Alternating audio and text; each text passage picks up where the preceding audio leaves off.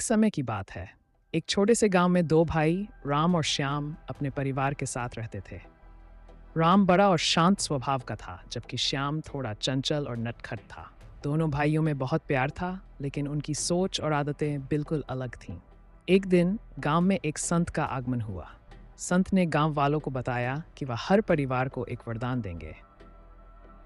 राम और श्याम के परिवार ने भी संत से आशीर्वाद प्राप्त करने की सोची।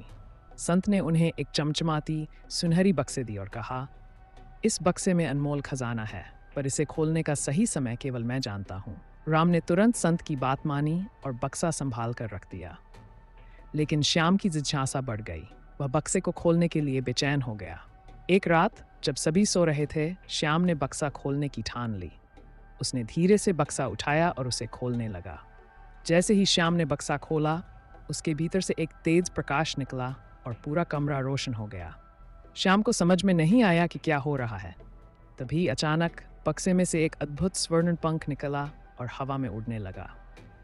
श्याम ने पंख को पकड़ने की कोशिश की, पर वह असफल रहा। श्याम ने घबराकर राम को जगाया। राम ने स्थिति को समझा और शांतिपूर्वक कहा, श्याम, संत ने हमें इस बक्से को सही समय पर खोलने की सलाह दी थी। हमें धैर्य रखना चाहिए था।